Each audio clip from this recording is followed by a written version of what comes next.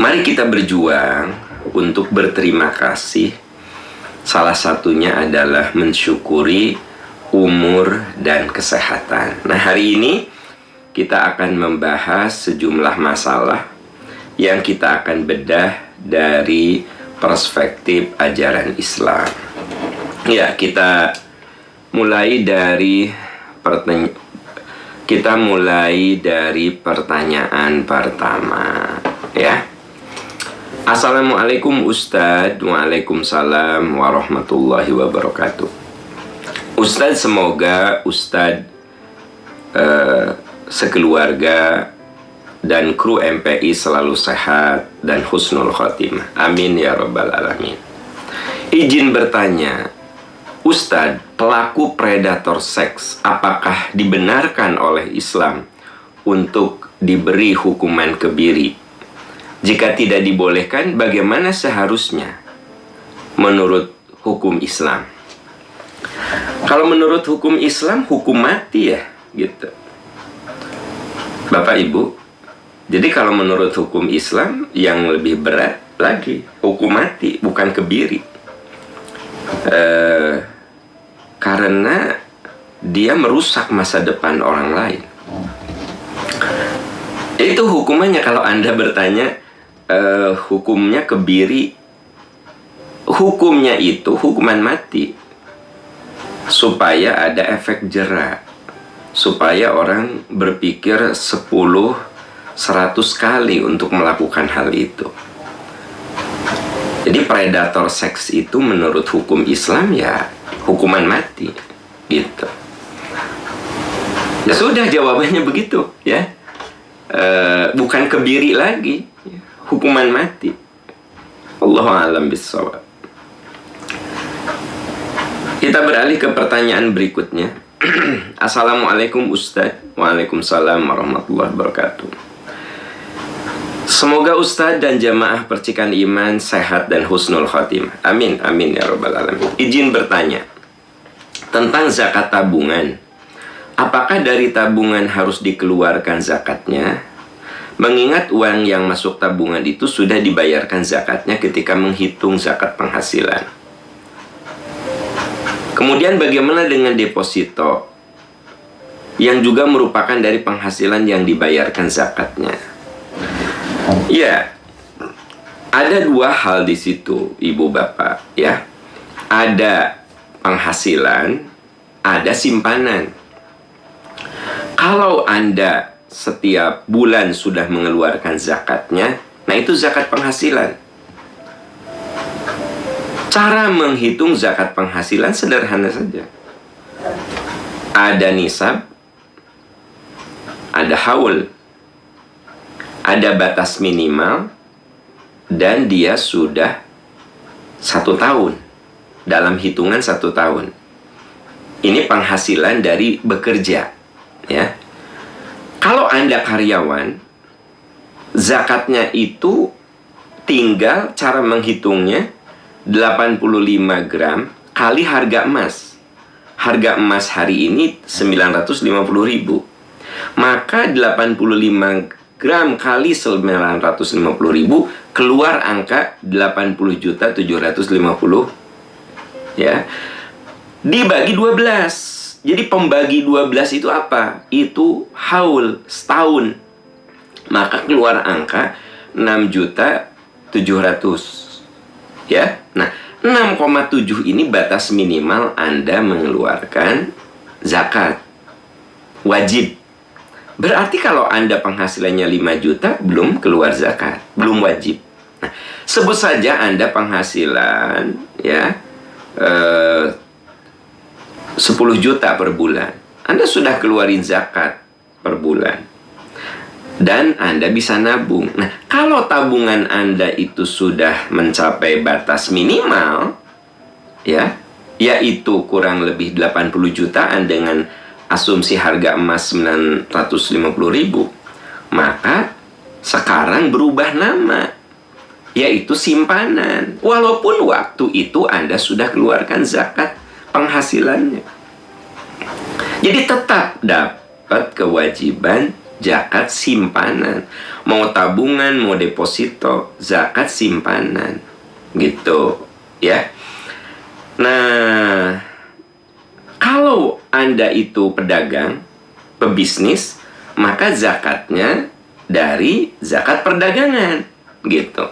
Kalau Anda petani, dari zakat pertanian. Jadi, Anda petani, kalau sudah batas tertentu, Anda wajib keluarkan zakat. Anda pedagang, wajib keluarkan zakat, ya. Anda pekerja, karyawan, wajib keluarkan zakat. Catatan bila sudah mencapai batas minimal, begitu, ya. Nah, berarti itu penghasilan namanya. Saya dapat keuntungan dari dagang, ya keluarin zakat. Saya misalnya pekerja, karyawan, keluarin zakat dari pekerjaan saya, dari dagang saya. Ternyata saya juga bertani, ya saya keluarin zakat dari pertanian. Ternyata saya juga punya peternakan, keluarkan zakat dari peternakan. Dari semua itu saya bisa nabung. Nah, tabungan saya ketika sudah haul itu kena zakat simpanan. Jadi judulnya berubah. Kalau yang rutin dikeluarkan itu penghasilan, alhamdulillah Allah memberikan penghasilan lebih sama kita. Kita bisa nyimpan. Nah, berterima kasihlah. Kita keluarin zakat dari penghasilan. Gitu rumusnya. Percayalah, mana qasat malun min sodakotin. Harta tidak akan berkurang dari sedekah. Jadi ternyata harta itu unik. Makin kita berdermawan, ya, insya Allah Allah bukakan pintu-pintu rezeki pada kita. Banyak orang yang keberatan, kan aku sudah ngeluarin zakat, masa sekarang kena zakat lagi? Kalau Anda berpikirnya angka, ya pasti protes begitu.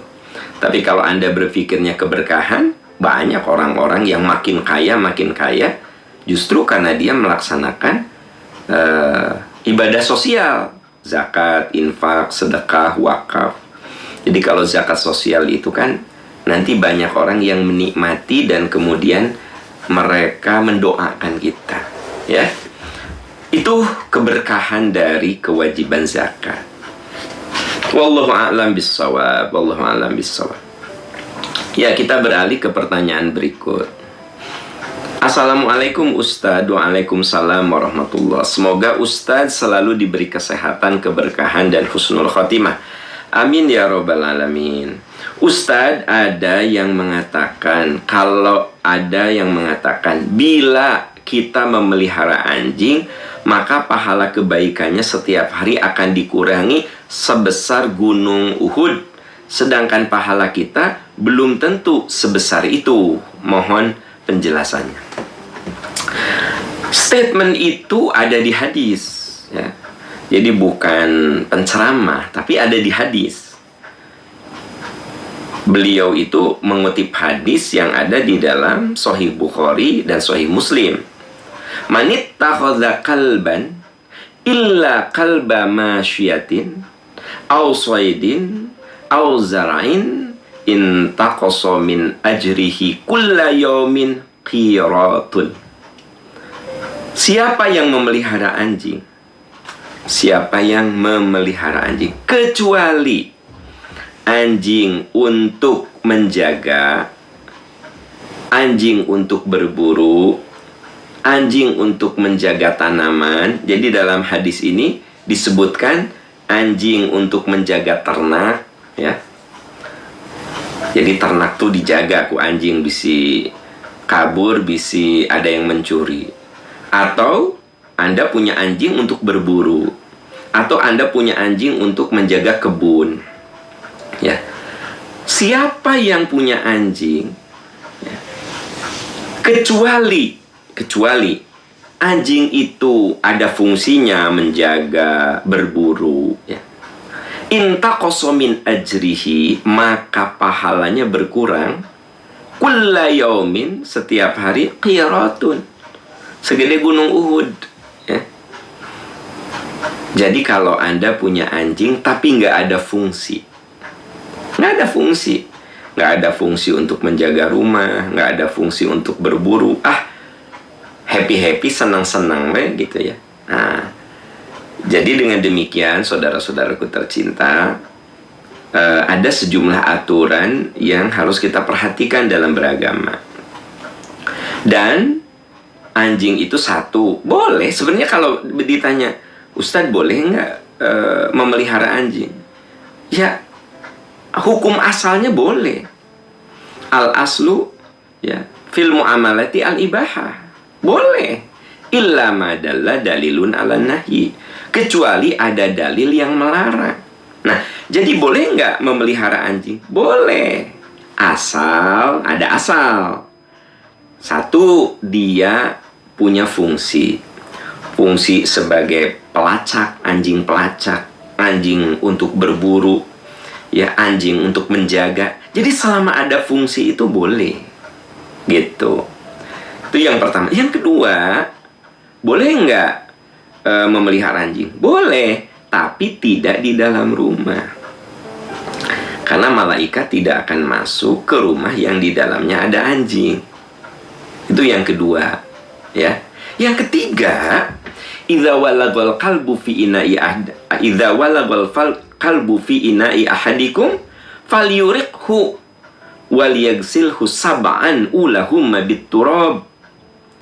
Bila anjing menjilat bejanamu, bejana seperti ember, ciduk, panci, piring, bejana ya, maka air yang dijilat anjing itu buang. Kemudian cucilah 7 kali. Jadi kalau Anda punya mobil, terus bannya dijilat anjing, ya nggak apa-apa ya. Anda punya sepatu Anda dijilat anjing, ya selama Anda tidak menggunakannya untuk sholat, kan nggak mungkin Anda sholat pakai sepatu, benar nggak? Saya bersilaturahmi pada teman saya, ternyata sepatu saya dijilat anjing. Gimana? Ya nggak apa-apa, pakai aja. Karena yang dimaksud dengan cuci 7 kali kalau dia bejana, panci, ember, ya bejana lah, ciduk, ya kan gitu. Cuci 7 kali. Ulahunna bitturab, yang pertama kalinya dengan tanah. Nah, jadi 3 hal itu saja yang harus Anda perhatikan. Boleh nggak memelihara anjing? Boleh. 1, harus jelas fungsinya untuk apa. 2, tidak berada di dalam rumah. 3, waspadai dengan air liurnya, karena air liurnya itu najis ya. Beda dengan kucing. Kalau kucing itu Nabi menyebut itu binatang minat tawafin. Dia itu boleh ada di rumah kamu, kata Nabi. Jadi Anda yang punya kucing, air ludah ya, kalau kucing menjilat itu tidak najis. Dan ternyata kucing itu salah satu binatang yang 30% hidupnya untuk mandi. Dia jilatin tuh si tubuh yang kira-kira menurut dia kotor. Jadi dari 24 jam, saudara-saudara, 6 jam itu untuk mandi kalau kucing. Kalau kita dari 24 jam, mandi berapa menit? Ya anggaplah 2 kali ya. 1 kali mandi 10 menit, 20 menit. Jadi dari 24 jam yang kita punya untuk mandi itu 20 menit. Kalau kucing dari 24 jam waktu yang dia punya, maka 6 sampai 7 jam dia gunakan untuk mandi. Nah, kucing berbeda dengan anjing. Kucing itu boleh di dalam rumah. Sekiranya dia itu menjilat tangan kita, bejana kita, tidak ada masalah. Dan kucing mah dipelihara tanpa fungsi menjaga, tanpa fungsi berburu, nggak apa-apa ya, untuk senang-senang aja gitu loh ya, boleh ya, boleh kalau kucing. Nah, kalau anjing tadi saya sudah jelaskan, boleh, tetapi ada aturan-aturan yang harus Anda perhatikan. Wallahu a'lam bishawab ya. Ya, kita beralih ke pertanyaan berikutnya. Assalamualaikum Ustadz. Waalaikumsalam warahmatullahi wabarakatuh. Ustadz, ada yang mengatakan perbedaan pendapat itu adalah rahmat. Apa yang dimaksud dengan perbedaan pendapat itu rahmat? Semoga Ustadz sehat dan berkah. Amin ya robbal alamin. Ya, begini ya. Manusia itu diciptakan oleh Allah dengan segala kemampuan. Salah satunya adalah kemampuan berpikir. Nah, kemampuan berpikir itu dipengaruhi banyak hal. Dipengaruhi oleh frame of reference ya. Apa yang sering dia baca, pendidikan dia apa, perjalanan akademik dia seperti apa, frame of reference. Ada juga field of experience. Kita semua punya pengalaman yang berbeda. Kebayang nggak sama Anda? Bacaan kita beda, kecenderungan ilmu kita beda, kesukaan ilmu itu beda. Udah begitu apa? Perjalanan hidup kita juga beda. Field of experience. Perjalanan hidup kita itu beda. Pengalaman hidup kita itu beda. Nah, itu akan melahirkan juga nanti pada perbedaan cara berpikir. Nah, makanya Nabi mengatakan perbedaan umatku itu rahmat. Kalau ilmuwan berbeda faham, maka dipastikan ilmu itu akan matang. Kalau dalam dunia keilmuan itu ada tesis. Nanti ada antitesis yang mengkritisi tesis itu. Maka akan lahir sintesis. Sintesis itu menjadi tesis baru. Ada pemikiran yang berbeda lagi. Dikritisi, ya. Maka lahir sintesis. Sintesis ini jadi tesis baru. Nah, itu yang dimaksud dengan perbedaan umatku adalah rahmat. Tapi ingat, yang berbeda itu orang yang pakar, ilmuwan. Ulama hadis dengan ulama hadis berbeda pemikiran, rahmat.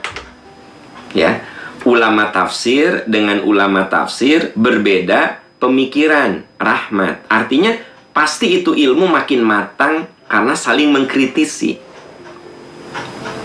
Tapi kalau awam dengan awam berbeda pendapat, jadi berantem. Karena yang main bukan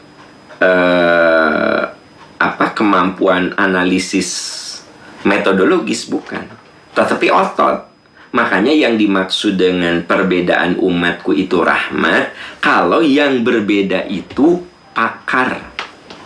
Orang yang punya kapasitas keilmuan.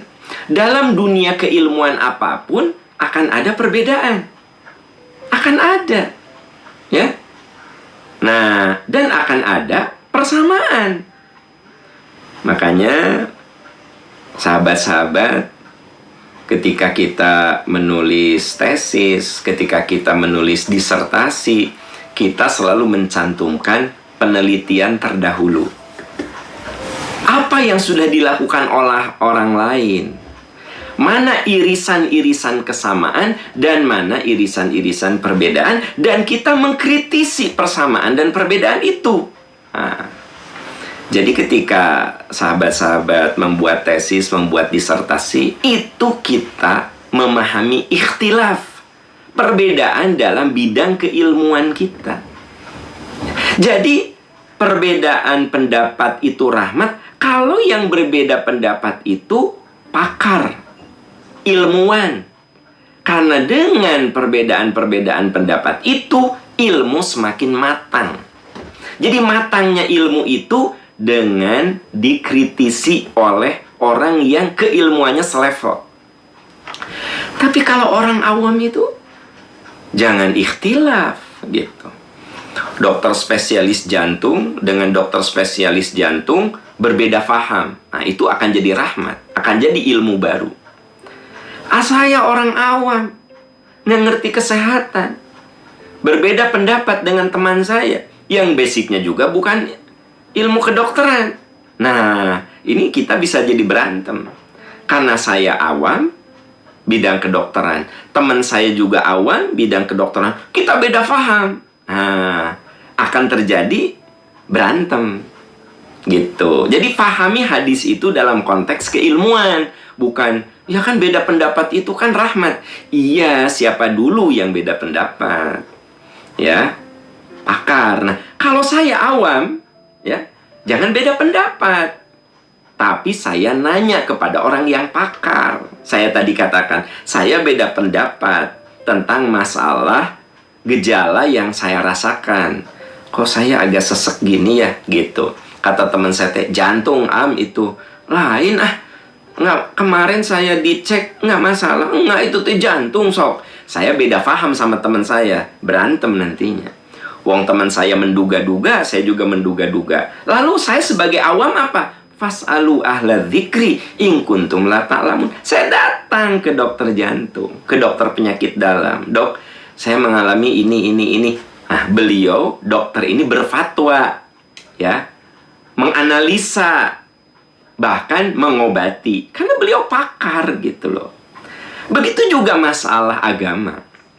Ya, Anda dan teman Anda itu awam bidang agama. Beda paham, berantem. Ya. Nah, caranya supaya Anda nggak berantem apa? Fas'alu ahla dzikri in kuntum la ta'lamun. Tanya orang yang pakar dalam ilmu agama supaya kamu tidak sesat. Nah, jadi saudara-saudaraku tercinta, kalimat ikhtilafu ummati rahmah, perbedaan pendapat umatku itu rahmat, itu butuh penjabaran. Penjabarannya seperti yang saya tadi jelaskan. Jadi bukan sembarang berbeda faham. Ya. Semoga Allah menolong kita, membela kita, ya, membimbing kita semua untuk supaya kita berada di jalan kebenaran. Amin ya Rabbal Alamin. Ya, kita beralih ke pertanyaan berikutnya. Assalamualaikum Ustadz. Waalaikumsalam warahmatullahi wabarakatuh. Ustadz, saya kadang-kadang merenung. Orang-orang yang beragama animisme dan dinamisme itu semua masuk neraka, Ustadz, ya? Atau bagaimana? Orang yang meyakini, ya, bahwa alam ini punya kekuatan. Zaman dulu, ya, belum sampai kepada mereka ajaran, akhirnya mereka bikin sesajen supaya alam tidak marah. Sesajen itu disimpan di di pohon-pohon besar. Sesajen itu disimpan di laut. Sesajen itu digunakan saat mereka panen. Ya. Oke, coba Anda baca surat Al-Isra ayat 15. Manihtada fa innama yahtadi li nafsih. Siapa yang berbuat sesuai petunjuk Allah, maka sesungguhnya itu keselamatan bagi dirinya sendiri.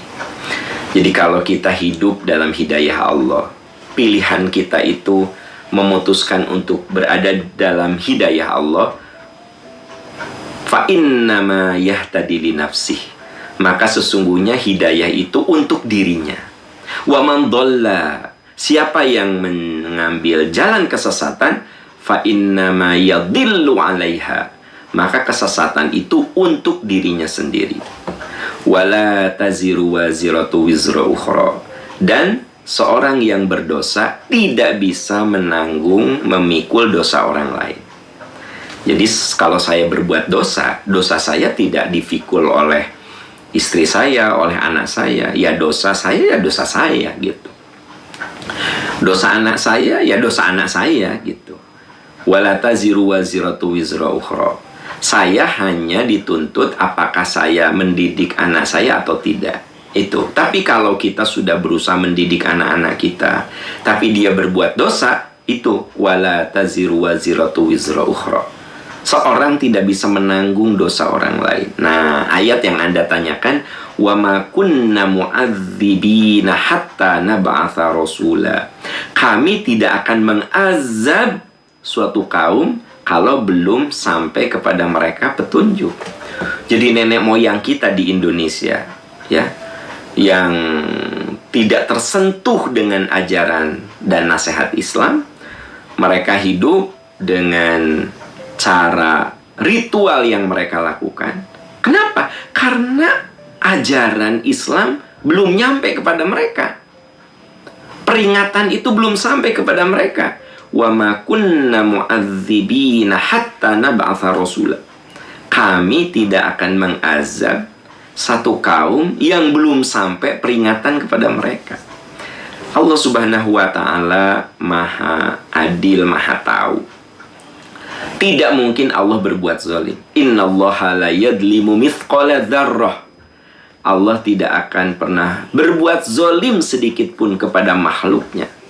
Jadi kalau ada satu masyarakat, mereka itu tidak beragama Islam, karena memang Islam belum sampai kepada mereka. Peringatan Islam belum sampai kepada mereka. Ada orang yang hidup di pedalaman. Dia tidak pernah bersentuhan dengan dakwah Islam. Dan mereka hidup dalam keyakinan animisme dan dinamismenya. Kemudian mereka meninggal. Janji Allah, wa ma kunna mu'adzibina hatta nab'atha rasula. Kami tidak akan mengazab satu kaum yang belum sampai kepada mereka itu peringatan. Makanya saudara-saudaraku tercinta, kita ini tidak boleh memvonis surga dan neraka. Wah, neraka tuh semuanya. Emang neraka punya kamu, gitu loh. Ya. Jadi kita ini jangan begitu mudah untuk mengatakan neraka kamu. Emang neraka tuh punya siapa sih, gitu kan? Ya sudah, kalau kita kasih tahu saja. Dah, gitu. Dia mau dengar, dia mau nurut, dia mau mengambil, itu pilihan dia, gitu. Jadi dengan demikian tugas kita menyampaikan, bukan memvonis. Ya, ingat, tugas kita menyampaikan. Jangan suka memvonis, sampaikan saja. Ya. Urusan dia terima atau tidak terima, kan itu mau wilayah dia. Nah, makanya ketika ada yang bertanya itu, penduduk Indonesia yang zaman dulu-dulu itu gimana ya? Mereka menyembah patung, menyembah berhala, ya, menyembah laut, menyembah matahari, menyembah pohon-pohon gede. Itu gimana ya? Ya jawabannya ada di surat Al-Isra 15. Wa ma kunna mu'adzibina hatta nab'atha rasula. Kami tidak akan mengazab satu kaum yang mana pada kaum itu belum sampai peringatan. Itu jawabannya. Allah tidak akan mengazab kaum yang tidak tersentuh dengan peringatan. Kaum yang tidak tersentuh dengan ajaran. Wa ma kunna mu'adzibin, kami nggak akan azab, gitu loh. Jelas ya ayatnya. Wallahu a'lam bissawab. Wallahu a'lam bissawab. Ya, kita beralih ke pertanyaan berikutnya. Assalamualaikum Ustadz. Waalaikumsalam warahmatullahi wabarakatuh. Ustadz, sebenarnya perangkat apa yang menentukan manusia itu mendapat hidayah? Apakah akal ataukah hati? Mohon penjelasannya. Ya, Allah Subhanahu wa ta'ala memberikan kepada kita ini perangkat. Qul huwallazi ansha'akum. Katakan Allah yang menciptakanmu. Wa ja'ala lakumus sam'a, dan Allah memberikan pendengaran. Wal absar, penglihatan. Wal afidata, akal dan hati. Qalilam ma tashkurun. Sedikit sekali kamu berterima kasih. Jadi kalau Anda bertanya sebenarnya hidayah itu diterimanya oleh apa sih? Ya tentu saja Anda harus mendengar dulu. Bagaimana hati Anda tersentuh, wong Anda nggak mau dengar. Nah gitu. Ya, ya nggak sih? Sekarang saya berubah ketika dinasehati ibu saya. Berarti saya dengar dulu. Saya berubah ketika saya melihat satu peristiwa. Oh iya ya, dulu saya pelit banget gitu. Dulu saya pelitnya nauzubillah. Tapi saya lihat, oh iya ya, orang kaya meninggal itu ternyata nggak bawa apa-apa. Dulu kan saya mau sedekah teh berat, mau wakaf tuh berat. Apalagi wakaf, sedekah, zakat, ya. Wong saya cari duit susah, jadi berat saya tuh. Begitu saya lihat orang kaya mati, meninggal, oh iya ya, ternyata orang kaya itu sama dengan orang yang tidak kaya.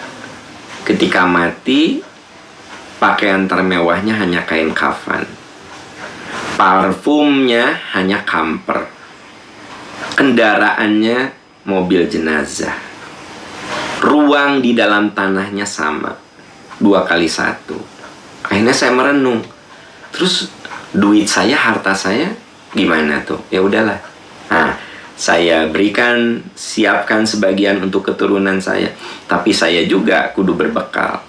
Akhirnya saya mau wakaf, saya mau infak, saya mau zakat, saya berusaha untuk mengasah kedermawanan. Coba, saya yang tadinya pelit jadi dermawan dari mana? Mulainya dari apa yang saya lihat, diolah oleh akal saya. Jadi kalau Anda bertanya, Ustadz, hidayah itu mulainya dari mana? Qul huwallazi ansha'akum wa ja'ala lakumus sam'a wal absar. Melalui indrawi dulu, masuk dalam diri kita, diolah oleh akal, nanti dikirim pada hati kita. Lahirlah sebuah keputusan, sikap, dan perilaku. Karena itu, ayat yang pertama kali turun kepada Rasulullah SAW bukan ayat sholat, bukan ayat saum, bukan ayat tentang meninggalkan dosa, bukan. Tapi Iqra bismi rabbikal ladzi khalaq, khalaqal insana min 'alaq. Baca. Berarti kita kudu belajar. Iqra bismi rabbikal ladzi khalaq. Iqra, baca 2 kali bacanya. Maksudnya diulang-ulang. Makanya ilmu itu harus diulang-ulang. Ya. Kalau dalam dunia penelitian, dalam bahasa Inggris search, kemudian research. Makanya jadi bahasa Indonesia riset. Riset itu dari bahasa Inggris. Tadinya search, mencari. Research, ilmu itu harus diulang lagi, diulang lagi, diulang lagi. Jadi ciri khas dari ilmu adalah diulang-ulang. Makanya Allah berfirman tentang ilmu, tentang penggunaan indera dan akal itu dengan 2 kata. Iqra bismi rabbikal ladzi khalaq, khalaqal insana min 'alaq. Iqra, wa rabbukal akram.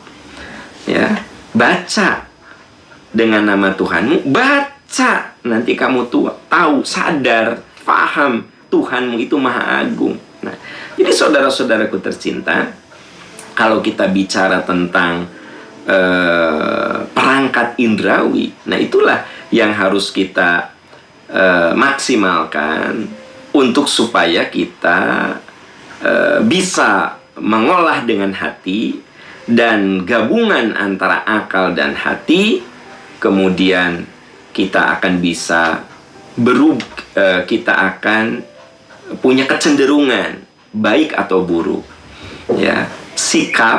Dari sikap kemudian berubah menjadi suatu perilaku. Nah, ini juga berperan lingkungan. Karenanya Islam berulang-ulang mengajarkan kita bagaimana mengkondisikan lingkungan yang soleh. Lingkungan itu harus kita solehkan. Kita harus punya kepedulian pada lingkungan sekitar kita. Kalau ibu rajin tahajud, coba lihat anak dan suami. Kondisikan. Kalau ibu rajin sholat di awal waktu, coba lihat anak dan istri, kondisikan. Kalau bapak ya rajin ibadah, coba tatap istri dan anak, kondisikan. Jadi kita nggak bisa soleh sendirian, saudara-saudara sekalian. Nggak bisa soleh sendirian, kudu berjamaah. Tujuannya supaya apa? supaya tekad kita makin kuat. Karena tekad yang kuat, ketekunan itu tidak juga lepas dari atmosfer, dari suasana. Itu yang bisa saya jawab. Jadi dari mana mulai? Nah, tadi sudah saya jelaskan, ya. Ya, kita beralih ke pertanyaan berikut. Assalamualaikum Ustadz. Waalaikumsalam warahmatullahi wabarakatuh. Ustadz, apa peran utusan untuk melahirkan sebuah perubahan? Mohon ayat Qur'annya. Ini ada tugas dari dosen agama. Ya, ya. Jadi apa peran utusan, ya? Ini ada mahasiswa yang nanya, ya, apa ya peran utusan? Terus minta ayatnya. Ini tugas dari dosen agama. Oke. Begini nak, sayang, ya, banyak sekali ayat yang membahas tentang peran utusan, peran Rasul, ya. Tapi saya ambil saja di Al-Baqarah ayat 151, ya. Coba buka Al-Baqarah ayat 151. Kama arsalna fikum rasulan, sebagaimana kami telah mengutus kepadamu seorang Rasul. Kan Anda nanya, peran Rasul itu apa? Nah, ini tugas kuliah nih. Apa peran Rasul, ya? Nah, Allah firmankan, kami mengutus kepadamu seorang Rasul, ya, yatslu alaikum ayatina. Nah, ini peran pertama. Rasul itu membacakan ayat, menyampaikan ayat. Rasulullah diutus kepada kita. Pertama, tugas beliau adalah yatslu alaikum ayatina. Beliau bacakan kepada kita umatnya ayat-ayat Allah, yaitu Al-Quran. Makanya kalau kita rajin baca Quran, kita itu sedang membaca pesan-pesan Allah yang dibawa oleh utusan. Karenanya Nabi SAW bersabda, Iqra'ul Quran, baca oleh kamu Al-Quran. Telaah Al-Quran, amalkan Al-Quran. Fa innahu ya'ti yaumal qiyamati syafi'an li ashabihi. Karena bacaanmu itu akan jadi penolongmu. Nah itu. Jadi satu, peran Rasul itu apa? Yatslu alaikum ayatina. Membacakan pesan-pesan Allah. Yang kedua, wa yuzakkikum, mensucikan kamu. Nah ini peran yang kedua. Utusan itu mensucikan.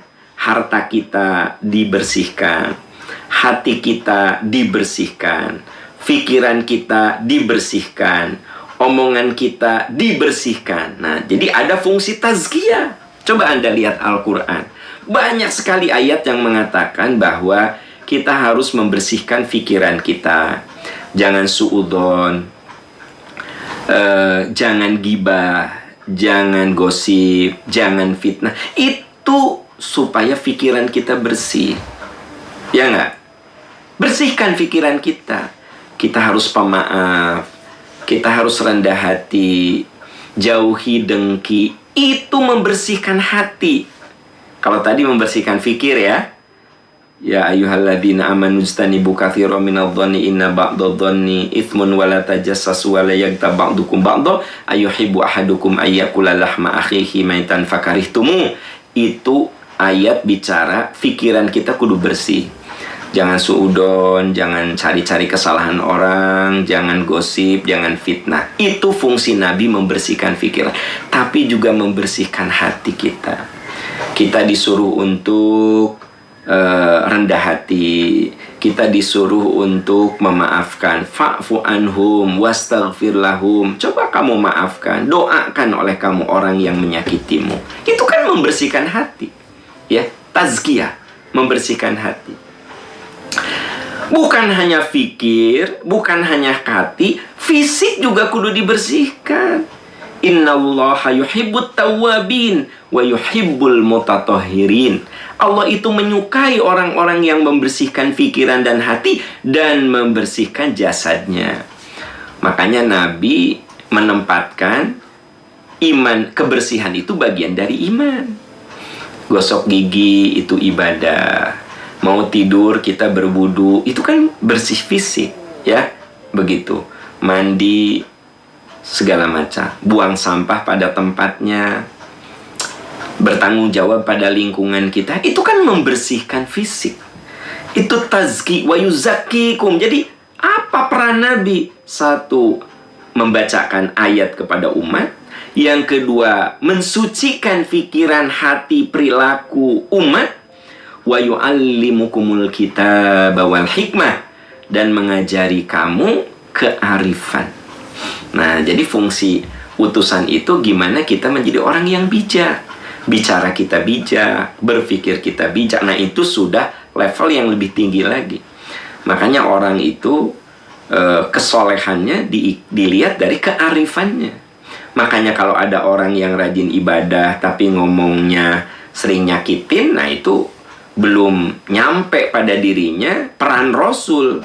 Baru cuma ruku sujud, cuma baru saum Senin Kemis, cuma baru bisa umroh, tapi belum sampai pada hikmah. Ya, jadi puncaknya itu hikmah, saudara-saudara sekalian. Makanya Nabi Ibrahim dalam surat Asy-Syu'ara ayat 83-84 mengatakan, berdoa, Robbi habli hukman, ya Allah beri saya hikmah. Lalu di ayat lain, wa mayyutal hikmata faqad utiya khairan katsira. Siapa yang diberi hikmah, sungguh dia diberi kebaikan yang banyak. Jadi puncak kesolehan kita itu kearifan, ya. Kearifan, seringkali kita mengukur kesolehan itu dari ibadah. Rajin sholat, rajin saum, rajin tahajud, tapi kearifannya nggak ada pada orang itu. Berarti peran yang disampaikan Rasul kepada kita belum kena, belum mengubah kita. Jadi peran Nabi itu, peran utusan itu, yatslu alaikum ayatina, membacakan ayat kepada kita, wa yuzakkikum, membuat pikiran hati kita, perilaku kita bersih, wa yu'allimukumul kitaba wal hikmah, mengajari kita kearifan dalam menjalani kehidupan. Wa yu'allimukum ma lam takunu ta'lamun, dan mengajari suatu yang tidak atau yang belum kamu tahu. Jadi artinya manusia mah kudu belajar terus, karena selalu ada yang tidak kita ketahui. Ciri orang yang sombong itu merasa dirinya udah tahu. Yang gitu mah aku juga tahu. Yang gitu mah aku cuma tahu. Nah, orang yang disentuh oleh ajaran Nabi secara benar, maka dia akan menjadi orang yang pembelajar. Selalu mengatakan, aku sudah tahu, tapi mungkin ada yang lain yang tidak aku tahu. Gitu. Bapak Ibu yang Allah muliakan, nah, Ananda yang bertanya, nah itu ya, surat Al-Baqarah 151. Tentang fungsi Nabi, ya nanti Anda elaborasi aja omongan saya tadi, kasih penjelasan. Mensucikan itu apa, mengajarkan itu apa, hikmah itu apa, Anda tinggal tulis supaya jangan cuma nyebutin ayat, ya. Oke, sahabat tercinta, sahabat Majelis Percikan Iman, sahabat Percikan Iman yang Allah muliakan, itu yang bisa saya bahas. Dan saya ucapkan jazakumullahu khairan katsira pada sahabat-sahabat yang sudah berkontribusi untuk pembangunan Masjid Peradaban Percikan Iman. Semoga Allah Subhanahu wa Ta'ala memberikan balasan terbaik dari apa yang sudah dilakukan oleh sahabat-sahabat tercinta. Jazakumullahu khairan katsira. Semoga wakaf, zakat, infak yang dititipkan ke lembaga dakwah Percikan Iman itu menjadi bagian dari keberkahan, sehingga anak-anaknya jadi soleh, rumah tangganya berkah, usahanya semakin maju dari zakat, infak, dan wakaf yang kita keluarkan. Bagi yang belum diberi kemampuan oleh Allah, rezekinya terbatas, mohon doakan agar amanah wakaf ini, agar kegiatan-kegiatan dakwah di Percikan Iman benar-benar memberikan kontribusi terhadap umat, sehingga kita bisa berbagi dengan tenaga, pikiran, doa, dan harta kita, ilmu kita. Wallahu a'lam bissawab. Amin ya rabbal alamin. Semoga Allah memberkahi kita semua. Subhanaka Allahumma wa bihamdika asyhadu an la ilaha illa anta astaghfiruka wa atubu ilaik. Walhamdulillahi rabbil alamin. Wassalamualaikum warahmatullahi wabarakatuh.